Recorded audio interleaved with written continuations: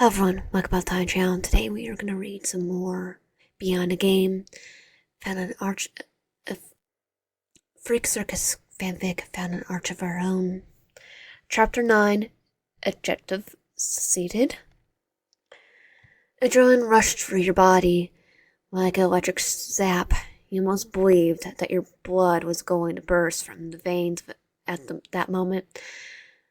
Not because, upon seeing the player, it was practically because of them, too. But something about the atmosphere of this place threw you off. Of course, the conscious body of the player tied down with their wrist right behind the chair. That was below a dimly lit light bulb that was dangling down on them. Not to mention was that the position of the chair was right in the middle of the room. It was too deliberate. Not only was it too deliberate, it was like a trap. Felt like a trap. And no offense, it wasn't a great one in the slightest. The entrance wide open for the world to see. The victim in the middle room, under the only light source in the dark room. No, you weren't falling for this. What kind of person did they think you are? The dumb protagonist who thinks everything is eye candy? You weren't the smartest, but heck, there was no way someone would fall for something like this, exceptions are movie protagonists, maybe. You stood near the entrance of the tent, but not close enough that your foot was inside the tent.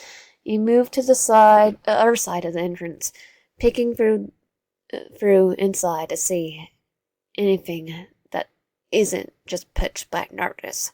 But nothing. Of course, your human eyes weren't going to see anything, but it was worth a shot. Well, it was an option. Am I right? As you peered inside, your thoughts started running like it was trying to win a marathon. Who would set up a trap like this? Pirate did say it was Jester who took them in the first place, but Jester isn't dumb like that. There's just no way. Right, so we're overthinking it.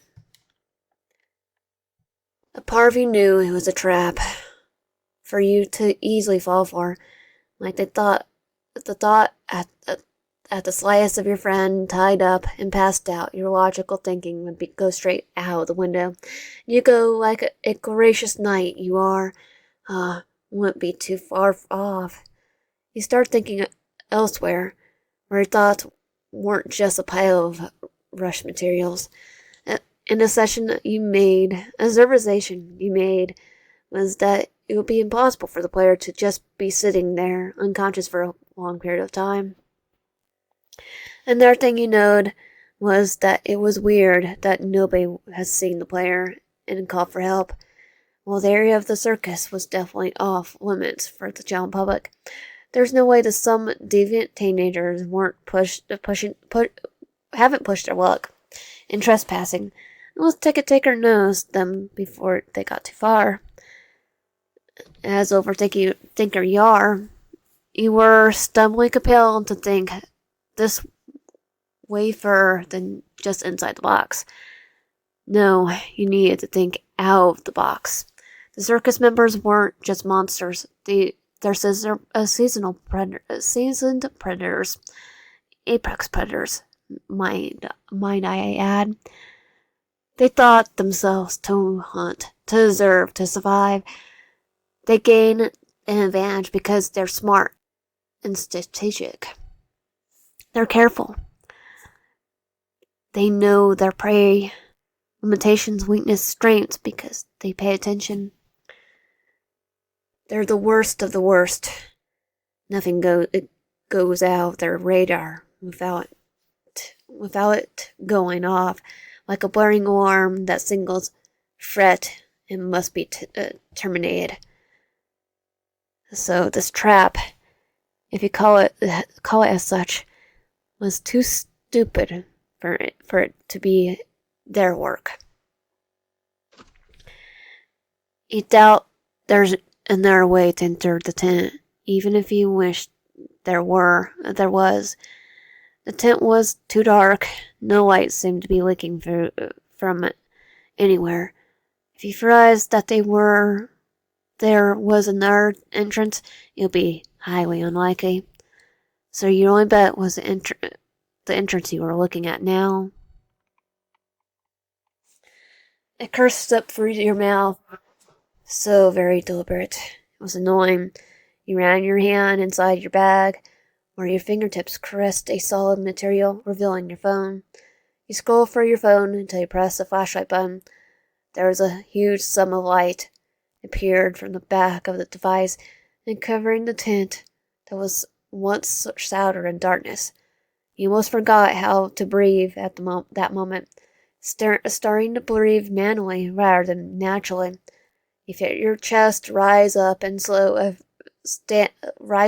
down every second. You could have sworn your brain could deflate at any moment from the pressure. But no, panicking isn't going to save you, nor the player. So you took the risk and stepped forward.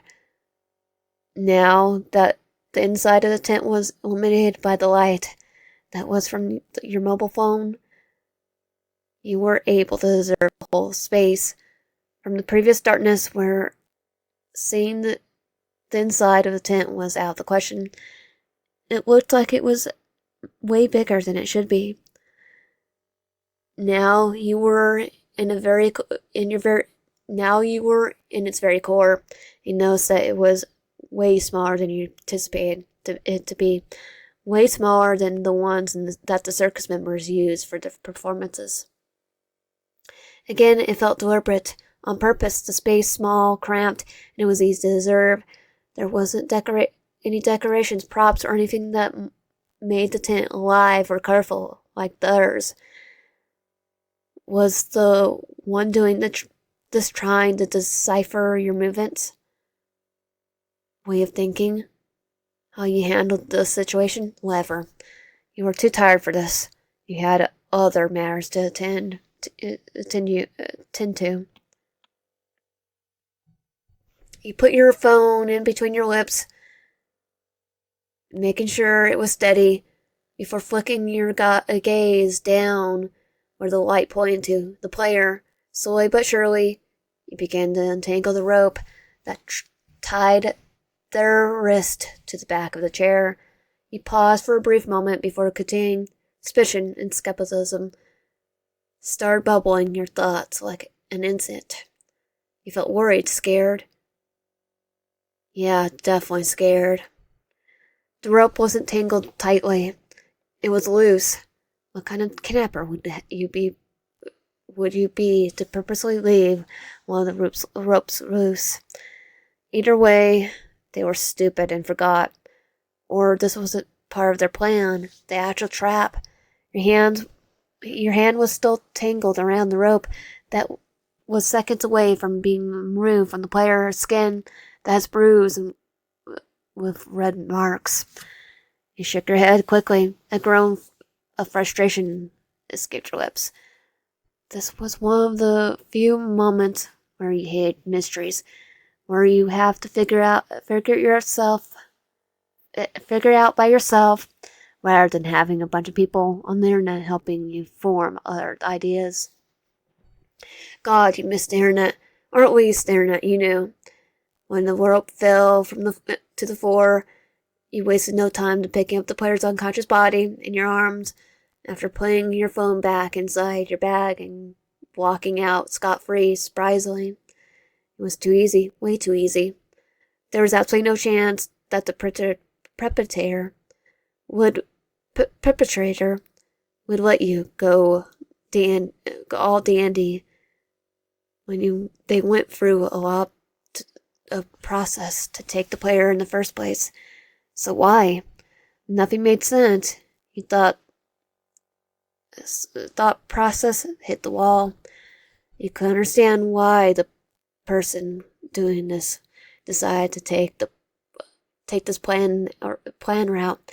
Maybe they were being smarter than you were. Unpredictable. Could be both. But honestly, you're incapable of carrying much at the moment. The main reason behind carrying an adult was not easy. The main reason being that carrying an adult was not easy feat. That and having a hefty bag that hung loosely on your shoulders. You didn't go to the gym. You didn't remember a day where you thought about growing your muscles or strengthening it. Now you wished you could go back in time and do just that, because your bones are turning into mush as we speak. The crowd of people that had dispensed a lot. At the As the time hit 10 p.m., you're trying your best to avoid any direct contact from people, because who wouldn't want to see an unconscious body? Am I right? You would become the main suspect of an ongoing missing persons case.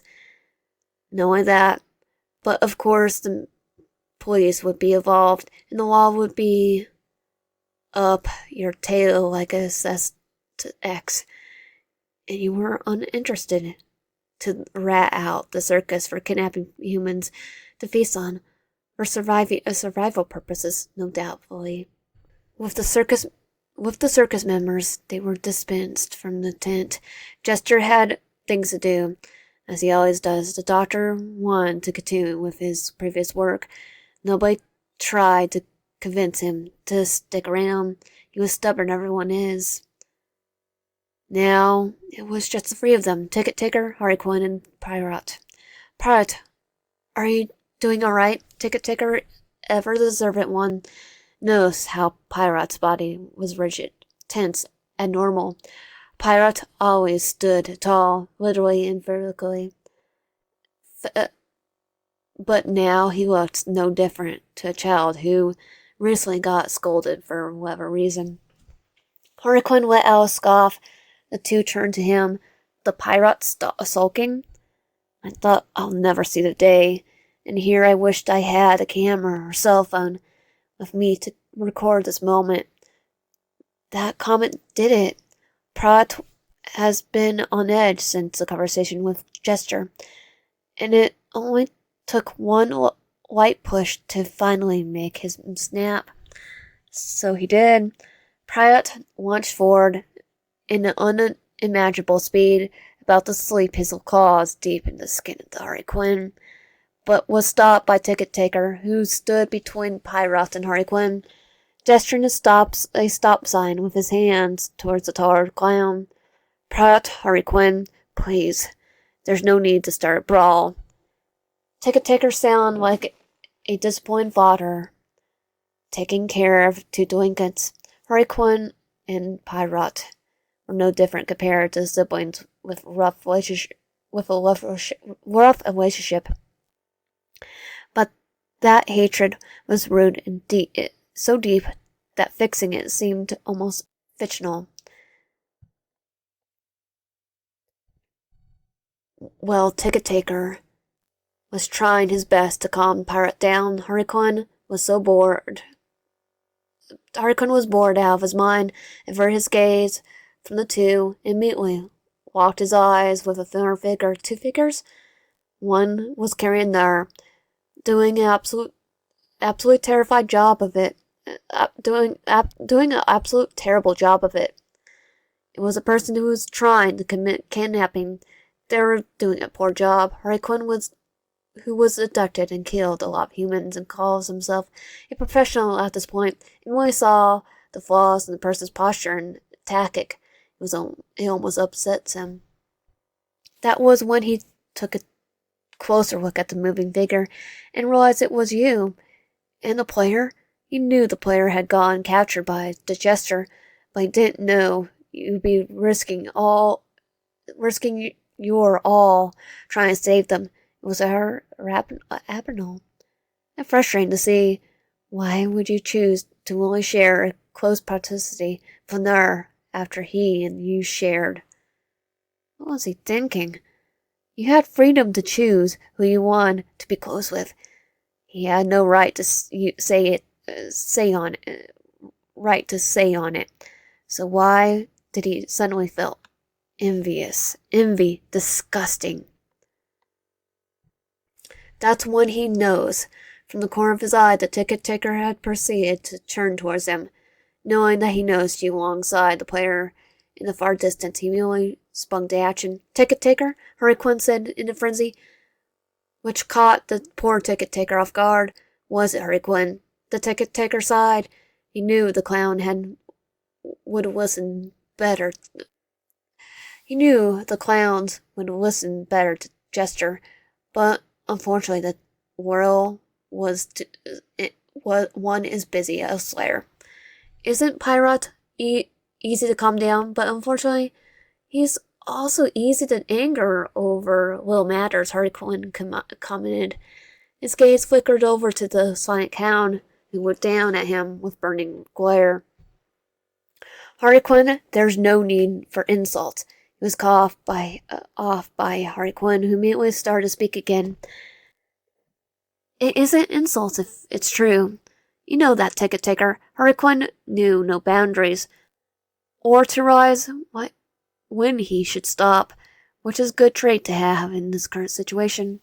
He ignored the heckish glare the pirate was giving him. But whatever reason, he thought you were worth saving, worth keeping. He cared for no humans. He thought they were distractions, or as Jester described them, monsters. They didn't need claws. They outnumbered us. Those were Jester's exact words. And well, sometimes he didn't quite agree with Jester's way of doing things. He knew that Jester's wisdom was way above them and most people. Humans, every single one Hurricane met called him a freak, spawn of the devil, a demon, all sorts of names that went beyond ethical. But you, ever since that meeting in your room, you consumed his every being. You were all he could think about. Your touch, your gaze, your voice, your hair, you. Everything about you made him go mad. It was you. It was always you. What was wrong with him? Why does he need to protect you? Why is he feeling this fuzzy sensation down his stomach? He didn't understand it, but he doesn't wish to. But a part of him refused to push the feeling down. The feeling, it wasn't all too terrible. His train of thoughts were disrupted when he felt a harsh tug on his uniform. I will shred you into. Parrot's voice rang into his ears. He felt sharp claws that threatened to rip him apart like paper. Pirate has the sharpest claws, no doubt about it, and it wouldn't be the first time that he'd gone terribly injured by the taller clown. Pirate, the ticket taker turned to them, a tired sigh escaping him. Put Hurricane down, now, ticket taker demanded. While her impatient voice didn't go unnoticed. This process would have gone way faster if Jester was there. Then the option of absolute killing each other would be off the table. That was what Ticket Taker was thinking, though Ticket Taker had almost the exact amount of 40 as Jester did. The fear that Jester bounced off everyone was completely different, even if he had to hold his tongue in the presence of Jester in specific situations. Even he had to hold his tongue in the presence of Jester in specific situations. Hurricane felt the claws that were Pirate retreat away from the skin that was underneath all of his clothing. Hurricane let out a breath of relief, not out of satisfaction that Pirate didn't kill him on the spot, but because Ticket Taker didn't seem to notice you from afar. He wasn't sure if Pirate knew, but now how else would you know that the player was being kept here less being told of it, told aware of? Hurricane let out a snicker, It was humorous to acknowledge that Pirate was so desperate to the point of asking Human to do his bidding. Then the small smirk on the corner of his mouth disappeared because he made a sudden realization. Pirate talked to his Human, put his Human in danger. He didn't want you to be put in the same situation Pirate's Human did, its pet. Now, no, you were above that.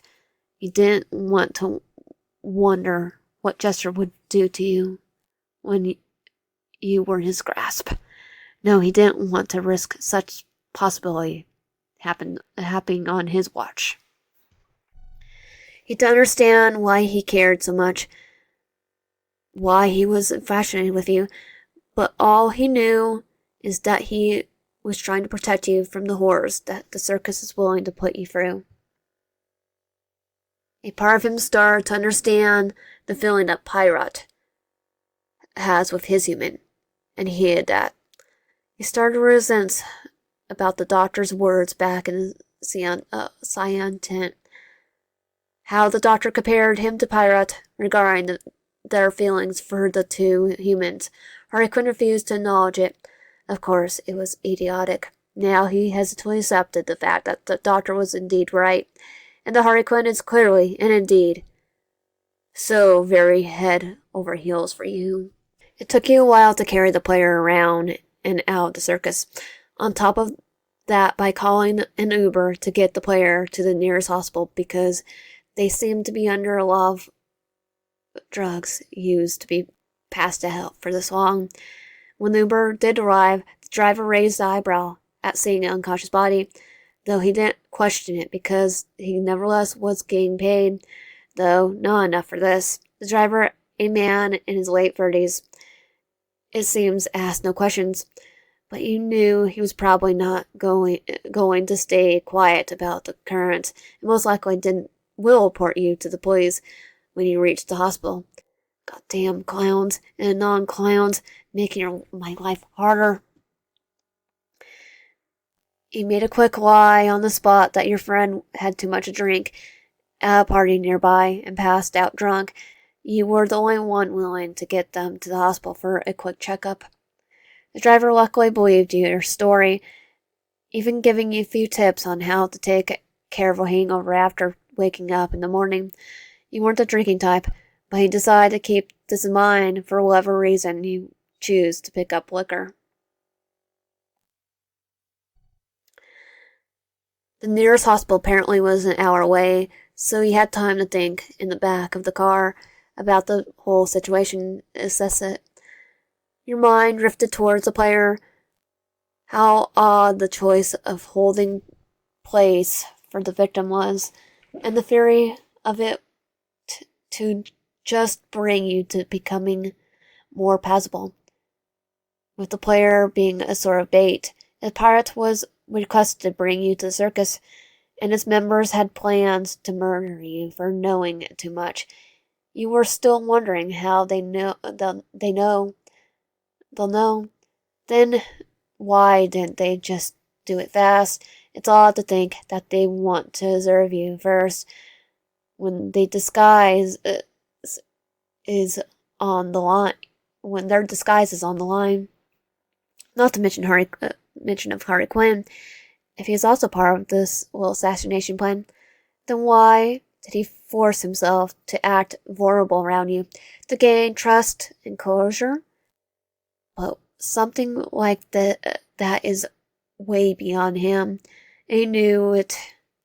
And you know if something was off, if he was acting, or at least you think you know.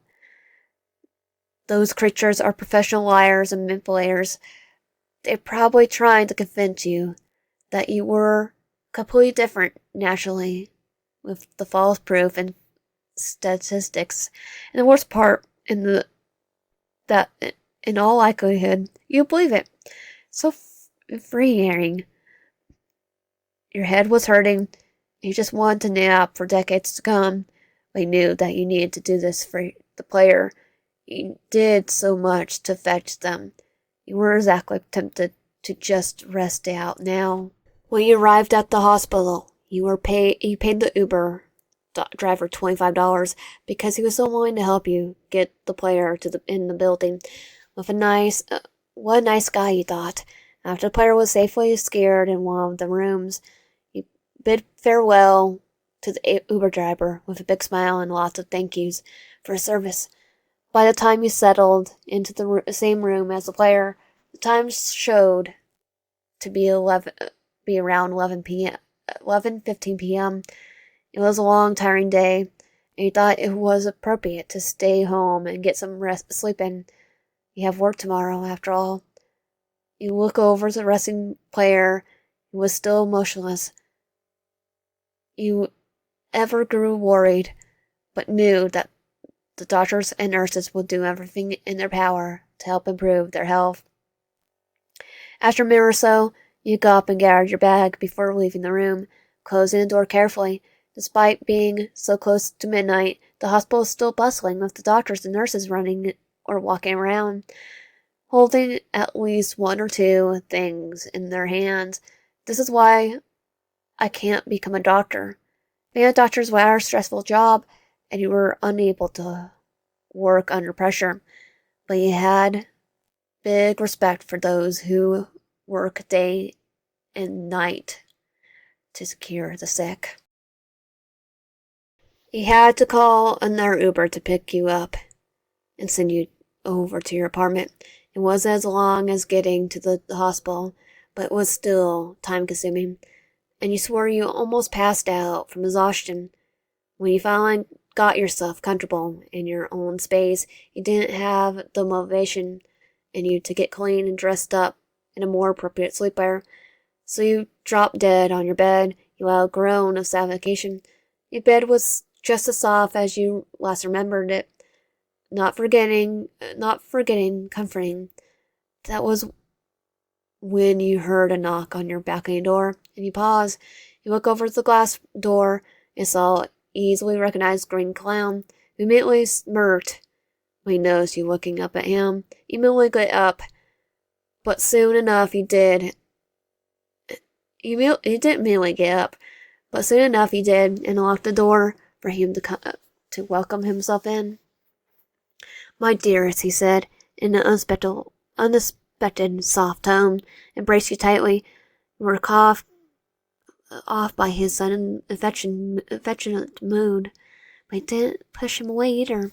"Rickwan, what's up with you?" He managed to mutter while being squished by the clown. "Nothing." He brushed it off while tracing sharp claws behind your back, which made you quiver under his touch. Despite reading a lot of fanfics during your time in your own dimension, you still wondered how much it would hurt having those sharp digits inside. Not the time. What are you thinking? What are you thinking in this pretty head of yours?" Harlequin whispered in a sorry tone, just near your neck, sending chills up your body. You felt a hand down your stomach, and you were pushed down onto the bed, a sonic grasp escaping your lips. Before you could get a word, he leaned forward and gave your neck the same spot where he had bit you a lick, proceeded to gulp heavily at the wet contact of your skin. "I must restrain myself, my dear," he murmured near your ear before pulling away entirely. You didn't realize your heart was beating so fast. You were still not used to intimacy, especially when someone whom you technically just started getting to know. But hey, at least he's restricting himself to respect your boundaries. An odd silence passed through the room. Not uncomfortable, just odd. Harlequin sat beside you, and he looked over at him in his bright green eyes.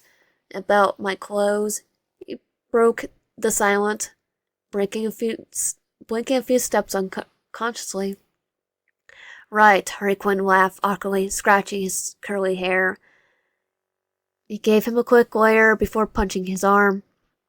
That resulted in no damage, but I have something to make it up to you, okay? Hurricane proposal made your eyes widen in curiosity, and you nod. Hurricane then grabbed something from under all the layers of clothes and pulled out a heart-shaped green pen.